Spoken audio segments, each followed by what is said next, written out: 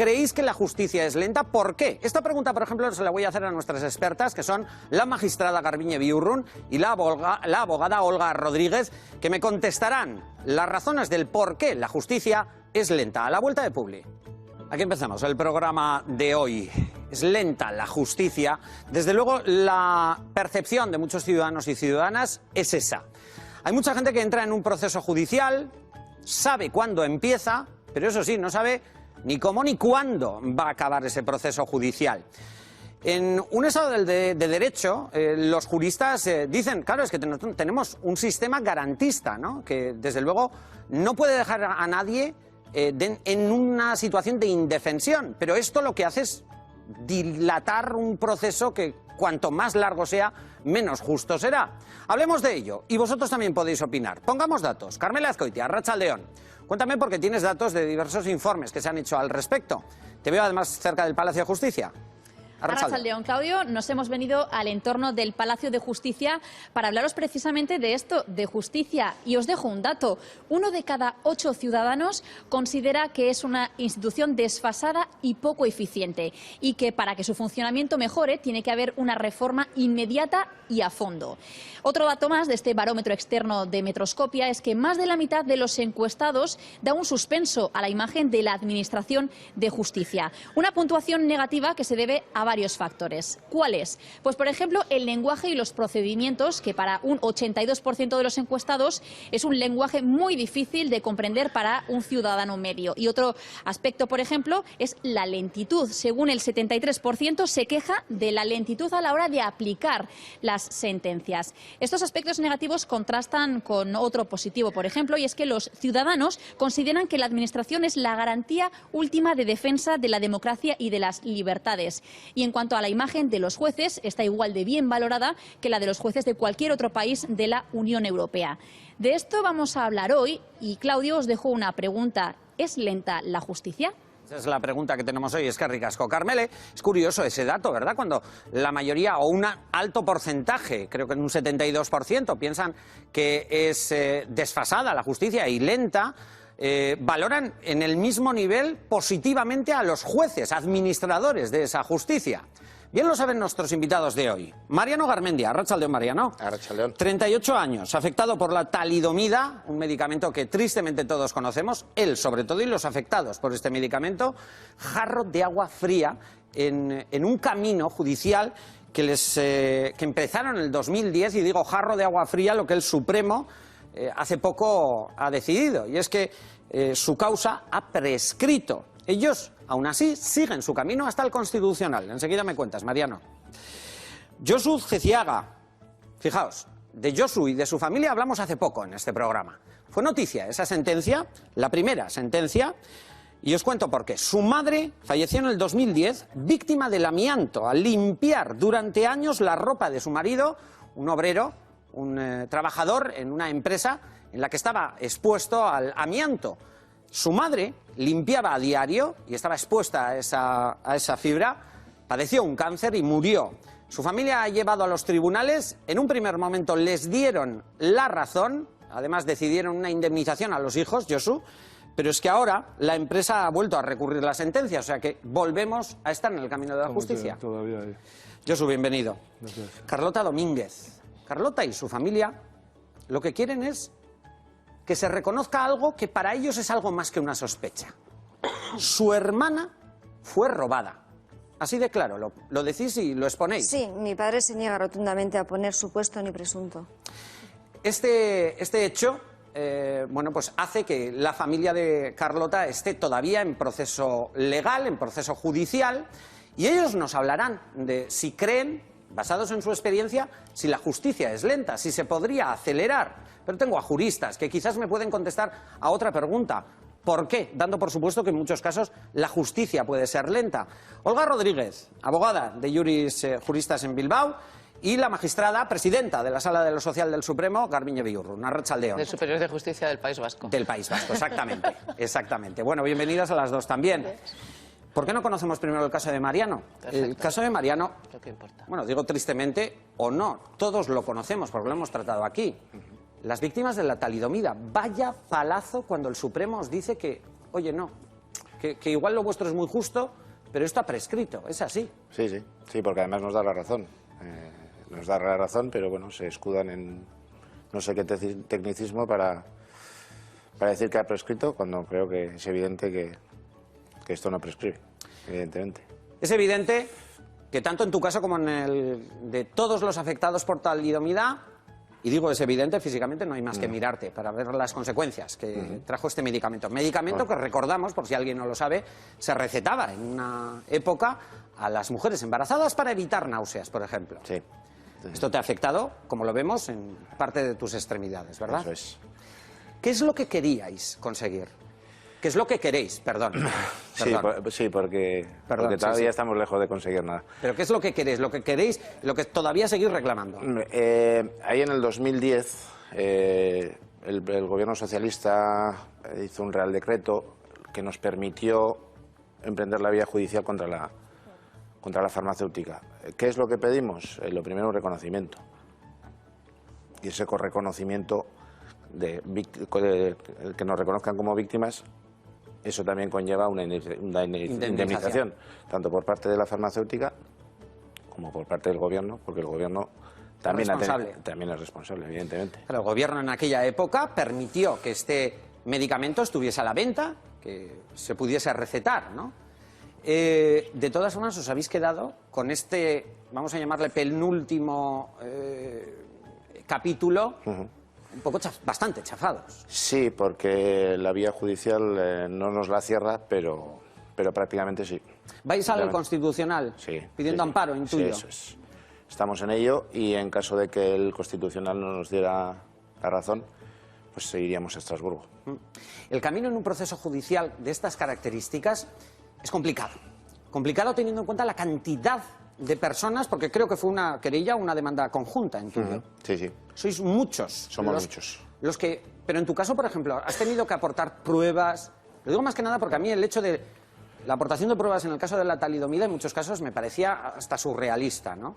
Es decir, incluso se pedía que aportaseis las cajas de ese medicamento, cuando estamos hablando de hace cuántos años. Pues en mi caso casi son 40, en la mayoría de los casos casi son 60 años. Que quién tiene nada guardado en su casa durante 60 o 40 años. Es absurdo. ¿Y os lo pedían? Sí, era una prueba. Y la farmacéutica tiene una fundación de ayuda a las víctimas que si no le entregas el botecito, no te considera víctima. En el Estado español, no sé cuántos sois los afectados en talidomida, pero unos cuantos, muchos. Sí, en la asociación unos 300. 300. Y lo que pasa es que en el resto de Europa, que también se comercializó, hubo demandas, esas personas sí han conseguido una indemnización. Sí, España es el único país que no... ¿Y qué piensas, Mariano? Es un poco surrealista, porque la sensación que te da es que el gobierno tampoco le interesa que esto salga adelante, porque creo que son tal culpables como la farmacéutica. Lo están ralentizando de forma que cada vez vamos quedando menos y el coste va a ser menor. Es la sensación que me da a mí y sientes un poco de vergüenza, de verdad. Hablas del gobierno. ¿Crees Sí. que la justicia está o ha estado en este caso condicionada por el gobierno? No tengo ninguna duda. Garbiñe Biurrun. Yo no tengo ninguna duda de lo contrario. Quiero decir, yo he visto la sentencia del Tribunal Supremo en la que decidió que efectivamente esta reclamación civil, que no era penal, estaba prescrita y me parece que está argumentada. Vamos, no tengo ninguna duda de la independencia de la Sala Civil del Tribunal Supremo al resolver esto. Otra cosa es... Mariano sí las tiene. Que, ya lo he oído. Quiero decir, a mí también me sería muy fácil decir, lleváis toda la razón, esto es una vergüenza... y creo que es una vergüenza que efectivamente el terrible daño causado por una farmacéutica, por un laboratorio que ha vendido sin que los estados hayan establecido los controles necesarios, sin las pruebas necesarias sobre efectos, etcétera, hayan comercializado un producto que ha causado semejantes daños y que esto no se haya resarcido, me parece una vergüenza auténtica. ¿Por qué prescribe?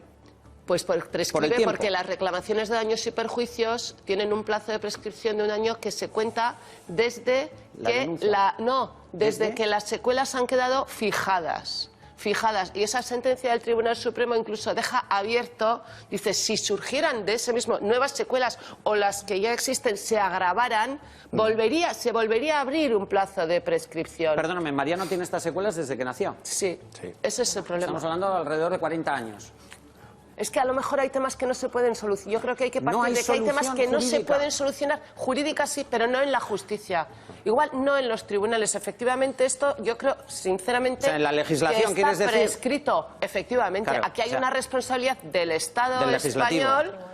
Y el Estado español es el que debiera responder de esto. Hay veces que la justicia llega tarde o porque se activa tarde a la justicia desde la ciudadanía también, pero es lógico, la gente no siempre piensa y además estamos hablando en los años en que estos hechos sucedieron, en unos años muy complicados efectivamente en España, era una dictadura, la gente no tenía conciencia, la ciudadanía no existía, como no había conciencia de derechos, ni había declaración de derechos admitida, ni teníamos derecho a la tutela judicial efectiva, ni teníamos derecho a nada. Y, sin embargo, yo creo que hay una responsabilidad clarísima de la farmacéutica, pero desde luego del Estado español, que habría que actuar de otra manera. Mariano, no siempre... si yo te pregunto, basado en tu experiencia, ¿cómo definirías la justicia? Injusta. ¿Por qué? Sí, porque tengo la sensación... a ver, yo no entiendo técnicamente del entramado jurídico ni cosas de estas. Pero me da la sensación, y más que sensación es convicción, de que los poderes políticos también marcan mucho los ritmos de acelerar o decelerar sentencias o conocemos ahora casos políticos que en el Tribunal Constitucional ha entrado en 3 días a las de Cataluña. Exactamente. Hablemos claro para que sepamos. Y hay otros casos en los que se demora la entrada. Injerencia de los poderes. Esto. En vuestro caso, el Tribunal Supremo ha respondido con en el tiempo esperable, ¿no? Con respecto a cómo resuelve el resto de temas. Pregunto. ¿Pero se ha dilatado por algún interés en especial? ¿Tú lo crees, Mariano? ¿Se ha dilatado? Sí, pero me refiero a que si queremos, el caso de la talidomida, yo creo que si se quiere, en una semana está solucionado. No habría mayor problema en solucionararlo. Yo lo veo así. ¿Desde el Estado? ¿Desde el Gobierno? Sí. Indemnizando directamente, ¿no? Sí. Eso no tengo ninguna duda. Permitidme que introduzca el caso de Josu, porque me parece el de la familia de Josu. Su madre muere. ¿En qué fecha murió tu madre, Josu? 1 de octubre del 2011. Desde el 2011. Claro, las razones de la muerte de tu madre era un cáncer provocado precisamente por la exposición al amianto. Eso es. Otro material tristemente conocido. Pero claro, aquí lo curioso y la novedad en la sentencia, cuando la conocemos, es que no era tu madre quien estaba expuesta directamente al amianto, porque no era tu madre quien trabajaba en una empresa, sino era tu padre, ¿no? Eso es. Tu madre recibió el amianto de forma indirecta. Sí, lo recibimos en casa todos, vamos, Claro, prácticamente. Todos. Para explicarlo de una forma clara, tu padre utilizaba una ropa de trabajo. Sí. ¿Qué pasaba con esa ropa de trabajo? Pues que se llevaba a casa y se limpiaba. Cuando en el 82 entró una ley que a ciertos trabajadores no se les permitía sacar la ropa de la empresa. De la empresa. Y tenía que haber un servicio de lavandería especializado para... Pero eso para vuestro caso llegó tarde, ¿no? Porque tu madre era la que limpiaba... Sí, no, llegó tarde, no llegó nunca. No llegó nunca. No llegó nunca. Y ni se supo de eso, vamos. ¿Cuándo decidís vosotros emprender una acción legal? Ir a la justicia a pedir... a pedir vuestros derechos. Cuando ella vivía empezamos un poco a ver qué... Y luego, pues, con las abogadas, pues, vimos un poco a ver qué posibilidades había, porque ellos decían que aunque fuera así la cosa, igual no cuadraba. Josu, llega la sentencia, la que hace unos poco más de un mes y medio. Hablamos de ello aquí porque era revolucionario en ese sentido. Es decir, era la primera vez que se condenaba a una empresa a pagar una indemnización a la familia de una mujer que había limpiado la ropa de un operario. Pero después de esto, cuando pensabais vosotros, y yo recuerdo que estabais contentos con la sentencia, en cierta manera, ¿qué ha pasado? Bueno, teníamos Yo tenía esperanza, de esperanza. que no hicieran, pero bueno, como es... Se había decidido una indemnización para vosotros, Sí, ¿no? sí. ¿Más o menos de cuánto? De 70.000, 72, no sé, por ahí. ¿Y qué pasó? ¿Y qué ha pasado? Bueno, pues que a última hora han recurrido, como es típico, como, bueno, es ¿Quién ha recurrido, Josu? la empresa ArcelorMittal, sí. Me da la sensación en el caso de Josu, en el caso de Mariano, David contra Goliat. Sí. Esto no puede ser una justicia. Es decir, me da la impresión que, y permitidme, que el poderoso tiene más recursos o siempre tiende a una dilación, a prolongar. En este caso es al final el sufrimiento de unas personas que están pidiendo sus derechos. Lo que ¿no? pasa es que cuando una persona inicia un procedimiento judicial tiene que saber que aparte de la primera parte, luego está la fase del recurso, que es un derecho de todos. Si a él no le hubieran dado la razón en primera instancia, hubiera tenido esa posibilidad de recurrir y que una segunda instancia hubiera revisado el asunto. Entonces las personas lo que hay que informarles es que cuando se entra en el procedimiento judicial no todo acaba con una primera sentencia y que de hecho en el caso, en tu caso realmente pues ha sido un jarro de agua fría porque habéis recorrido un largo camino, pero al final lo habéis conseguido y como que os habéis quedado un poco en las puertas. Pero también hay que pensar que si no os hubieran dado la razón en ese primer momento, hubierais querido pues, tener esa posibilidad de revisión y de que las cosas se volvieran Si a las dos ver. partes lo pueden tener, pero yo voy más allá. La sensación es que al final los poderosos, Sí. por medios, Sí. Porque- siempre tienden a... Bueno, pues esto lo vamos a alargar. Sí, y pasa- porque parece ser que con eso ya... Pasa lo mismo que con la administración. La ¿Hay cierta administración- impunidad cuando No, se dilata un proceso? Es que también es un derecho, o sea, el que el tiempo tú recurras el último día o presentes un escrito el último día forma parte de la práctica procesal. En el caso de empresas, por ejemplo, empresas versus trabajadores, sí se notan más recursos, departamentos jurídicos más completos, que las estrategias, pues bueno, se miran desde un punto de vista distinto, pero también con la administración. Cuando tú vas a recurrirle algo a la administración tiene todo el tiempo del mundo y todos los recursos del mundo, en cambio el particular no. Entonces... Quiero que también os recuerdo que tenemos a Carlota. La familia de Carlota lo que están reclamando es que se declare a su hermana, la hermana de Carlota, como una niña robada. Nos lo va a explicar a la vuelta de Publi, aquí sin ir más lejos. 5 y 1 minuto. Carlota, ¿estáis convencidos de que robaron a vuestra hermana? Sí, desde el momento en que la macho entra un miércoles, día 27 de febrero del 63, y la meten en una habitación bastante oscura, le ponen una vía en cada brazo, solo entró a parir, nunca ha estado grave ni enferma ni nada, fue a dar a luz.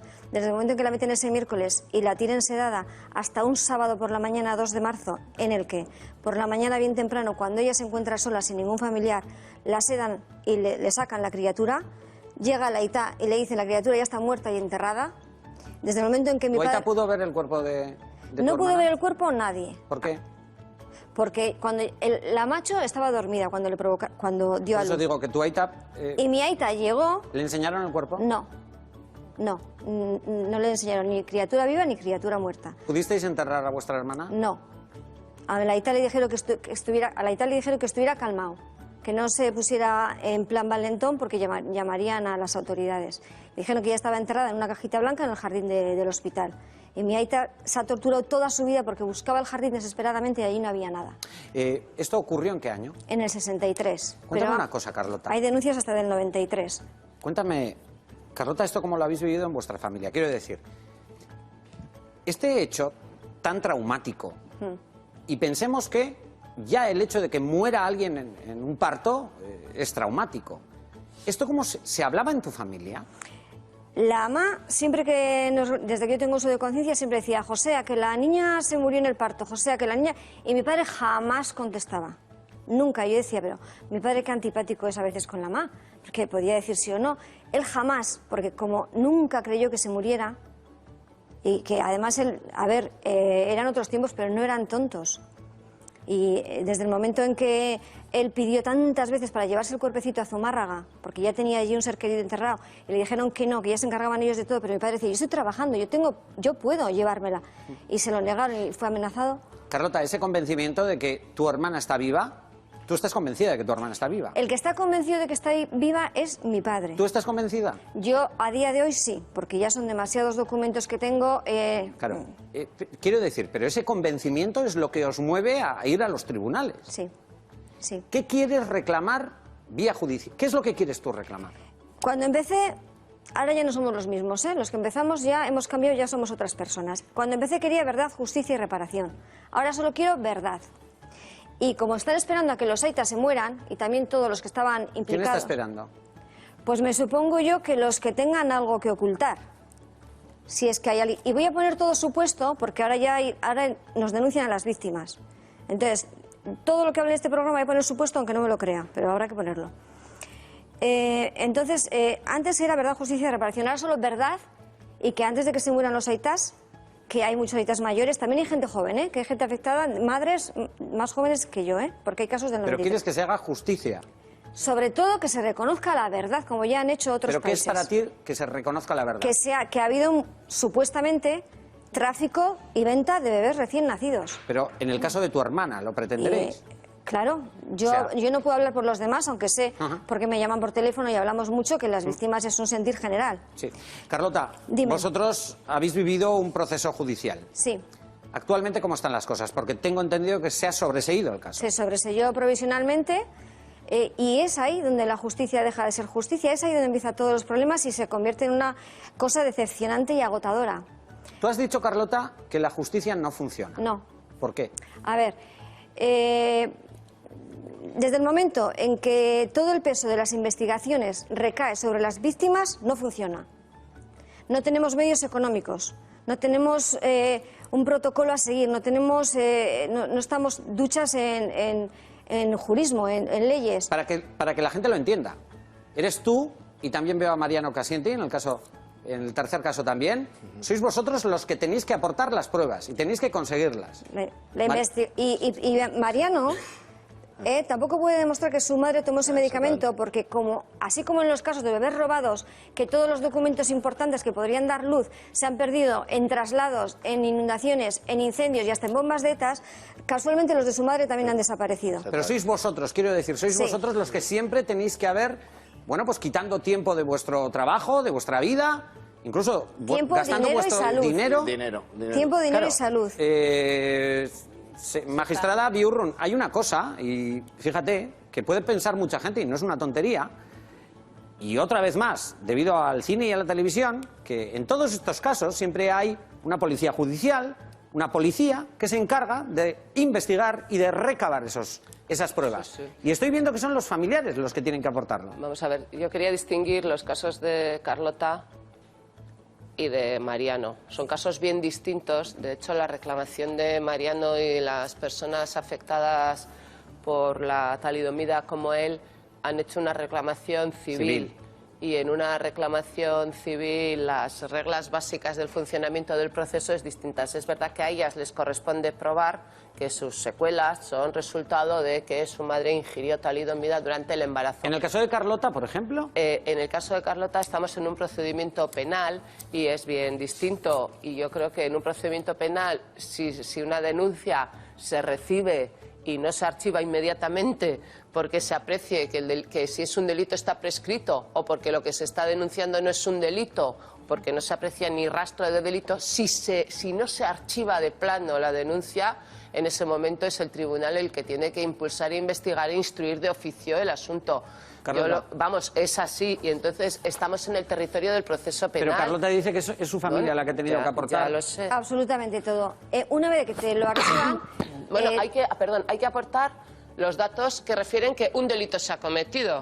Un indicio de que se ha cometido, un hecho que es delictivo. Lo que pasa es que con tantísimas pruebas y tantísimos testimonios de los padres, que es imposible que se pongan de acuerdo todos en todo el país para declarar lo mismo, nunca, jamás van a haber ningún indicio. Si las tumbas están vacías es porque el forense no ha sabido mirar. Si desaparecen los huesos es por el acidez del terreno. Otra enterrada 20 años antes, 1,5 metros más allá, está entera. Entonces, que le entierren en el jardín, ¿cómo va a ser eso de que lo entierren en el jardín? Y en todo el País Vasco hay declaraciones así. Entonces, indicios nunca los vamos a ver. Por otra parte, Claudio, el fiscal general del Estado ha ordenado desarchivar las causas y todavía estamos esperando que se activen. Estamos esperando. Y hay personas a las que se les ha archivado 3 veces. Estamos agotados. Las pruebas de ADN las pagamos nosotros también. En fin. Y te diré, me vas a preguntar, o quiero yo decir, ¿crees en la justicia? Yo, para mí, la justicia es una pirámide. En los de arriba, no. No sé lo que hay, ni quiénes son. En los de arriba, no. Yo voy a volver a reactivar todo. ¿Qué quieres decir con en los de arriba, no? No. Lo más alto de la justicia, quienes tengan el poder, quienes tengan poderes para dar órdenes, no me voy a meter en ningún fregado, pero a buen entendedor, pocas palabras basta, por ahí me da la impresión a mí de que no se puede avanzar de ninguna de las maneras. El agente más de a pie, porque yo en la policía judicial, yo personalmente pienso volver a confiar. He perdido confianza en todo el mundo, pero pienso volver a confiar. Yo estoy recabando nuevas pruebas, estoy moviéndome otra vez, vuelvo otra vez a la lucha en primera línea, y a veces me agoto, me caigo y me aguanto y me levanto. Pero en la gente de a pie de abajo sí, en lo de arriba no. No va a descansar Carlota hasta conseguir lo que ellos, bueno, pues opinan que es su derecho. Es el reconocimiento, en el caso de Carlota, de que su hermana fue una de esas niñas robadas. ¿Qué le pasa a Yolanda? Os quiero presentar el caso de Yolanda. Desgraciadamente, hace 5 años su padre fallece en un accidente. ¿Qué opinión tiene de la justicia después de haber pasado un proceso de 4 largos años? Y además siendo un hecho tan doloroso como la pérdida de un familiar, su padre en ese caso. Escuchad a Yolanda. Yolanda, hace 5 años, tú, tu hermana y tu mamá tuvisteis que ir a juicio. Cuéntanos, ¿por qué? ¿Qué ocurrió? Bueno, pues el 13 de diciembre del 2010 a Leitá le atropelló un coche. La persona que le atropelló lo dejó tirado en la carretera y se escapó. Y el Leitá falleció al día siguiente. Entonces ahí, más que nada también por el comportamiento que tuvo esta persona, decidimos ir a juicio. Que iba más del doble de la velocidad permitida, que los frenos sabía que no los iba bien, porque él mismo se lo reconoció a la ertzaina, que los frenos no le funcionaban bien, las ruedas tampoco las llevaba como debería de llevar, iba sin seguro. A la semana o así pusimos la denuncia y bueno, pues luego todo el proceso judicial y demás, y tuvimos el juicio en febrero del 2014. Así que 4 años después de ocurrir el accidente. Sí, casi 4, bueno, 3 años y pico, sí. ¿Y cómo vivís durante esos 3 años y pico esperando a ese juicio? Bueno, pues es que es una puerta que nunca puedes terminar de cerrar, además que es como una sensación de nerviosismo constante, porque es algo que quieres que llegue y a la vez quieres que se pase cuanto antes. Bueno, a raíz de lo del accidente tuvo una depresión fortísima, entonces bueno, ya decidimos que al juicio tampoco no iba a ir, pero a nosotras sí que nos afectó, ahí a mi hermana no le afectó, a ver, sí le afectó, pero no tanto como a mí, que me tuve que ponerme ya con tratamiento de pastillas, y es ahora cuando las estoy dejando, porque claro, la sentencia, salió una primera sentencia en septiembre-octubre del 2014, entonces pensamos que no era justa y que deberíamos de recurrir. ¿Qué decía la sentencia? La sentencia le condenaba a 18 meses de prisión. Y entonces nosotros vimos que no era justo. Pero entonces, bueno, volvimos a recurrir y al final le han condenado a 24 meses de prisión, pero al no tener antecedentes no entra en la cárcel. ¿Sabes lo que es una persona que te ha destrozado la vida y que todavía se te ponga delante? No sé, provocando el qué, o que vaya mi hermana a la piscina y se le ponga con la toalla al lado, o sea, ese tipo de comportamiento que dices, pero es que... ¿Te parece que la justicia es demasiado lenta? ¿Ha sido demasiado lenta en vuestro caso? Sí, la justicia es muy lenta, claro que ha sido en nuestro caso, y yo creo que en la mayor parte de los casos que nosotros en Stop Accidentes tratamos, en la mayor parte de los casos es lenta. Entonces, cuando la justicia es lenta ya nunca puede ser justa. Ahí está la pregunta, la justicia es lenta. Yo quería preguntar también el por qué. La congestión de muchos casos en los juzgados hace que, lógicamente, la administración de justicia se ralentice. Olga. Por la falta de medios, es esencial. Si tenemos buenos profesionales, buenos jueces, funcionarios eficaces, gente que quiere hacer su trabajo, que quiere luchar por los procedimientos que les plantean y por tratarlos de forma objetiva. ¿Pero qué hace falta, Olga? Medios. Ahora nos medios humanos, medios técnicos, especialización de algunos No, medios jueces. humanos, fundamentalmente esos jueces sustitutos y además esos medios materiales, tanto que nos están ahora vendiendo el tema del papel cero, de la informatización, y no vamos a llegar a ningún tipo de papel cero ni informatizar nada en enero, y por lo tanto necesitamos juzgados con escáneres, con fotocopiadoras, y para poder agilizar estos procedimientos. ¿Por qué los gobiernos no invierten en justicia? Porque ahí es cuestión de dinero, Garbiñe. ¿Interesa no invertir en justicia? ¿Interesa tener una justicia lenta? Los gobiernos invierten en muchas cosas, a veces miles de millones de euros ahora.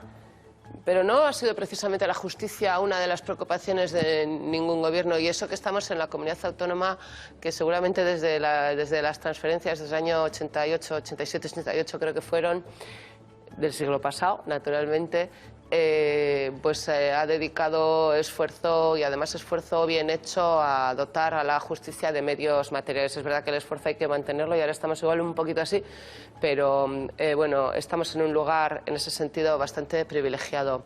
Sin embargo, bueno, pues la justicia no deja de ser un ámbito de control también de la actuación de los ejecutivos, de los gobiernos en general, y por lo tanto, bueno, tampoco hay un especial interés de que la justicia sea lo que mejor funcione del mundo. Eso por un lado. Y por otro lado... O de las leyes que hacen los gobiernos. Pues sí, y tú estás a eso me refiero. En un tribunal que precisamente control de la actividad, tiene que lidiar de la actividad del gobierno en todos los terrenos, y de la administración, desde que te pone una multa hasta que te da o te niega una licencia de construcción, etcétera. Pero, sin embargo, yo estoy segura que ahora si hiciéramos una encuesta entre esta gente joven estupenda que tenemos aquí, le preguntáramos qué piensa de la justicia, y seguramente no haya tenido nunca ninguna experiencia directa con la justicia, seguramente digo, son muy que no hayáis jóvenes, tenido, sois muy jovencitos.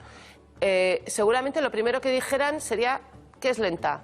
Y yo creo que es ya un San Benito que nos sale automáticamente. ¿Ah, sí? Justicia lenta. Y voy a poner un ejemplo justo de lo contrario. Pues breve, porque tengo una persona que tiene que hablar. Cuando ahora con la nueva ley de enjuiciamiento criminal, con la reforma de enjuiciamiento criminal, se ha limitado el tiempo de instrucción de los sumarios penales, se supone que para que vaya muy corriendo, y si no va corriendo, pues mire, haberlo hecho rápido, hay una alarma generalizada de que haya delitos, notablemente, por ejemplo, de corrupción política, que queden sin llegar hasta el final, porque precisamente se limitan los tiempos de investigación. Por lo tanto, ojo con lo de la lentitud y con lo de la rapidez. Hay veces es necesario. Entonces, ¿no estás de acuerdo con esto de que la justicia lenta no es justicia?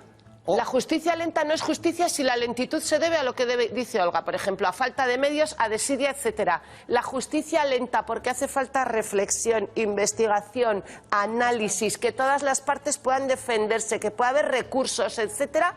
Esa lentitud es ínsita o absolutamente va unida a la propia esencia de la justicia, que es la defensa. 18 años en los tribunales litigando por las condiciones de vida de un hijo, por la muerte de un hijo. Hombre, dicho así, es otro caso. Claro, es que hay unos casos, hemos visto el de Yolanda, y yo quiero que hablemos con Carmen Flores. Además, ella es presidente, a raíz de todo lo que ha vivido ella, ha hecho una asociación, la Asociación del Defensor del Paciente. Carmen, muy buenas tardes. Hola, buenas tardes. 18 años de litigios con el caso de tu hijo. Efectivamente, hasta que conseguimos tener una sentencia en la mano pasaron 18 años, efectivamente. Carmen, ¿qué ocurría con murió mi hijo antes de la última sentencia. ¿Qué ocurría con tu hijo? ¿Qué le pasaba a tu hijo? Bueno, es muy largo de contar. Sí. Mi hijo sufrió una serie de negligencias médico-sanitarias, empezando por una lista de espera y terminando, pasando por una paraplegia, terminando por una tetraplegia, etcétera, etcétera. Muy largo de contar, sí, con mucho sufrimiento y mucha pérdida de todos sus derechos y todo lo poco o lo mucho que tenía.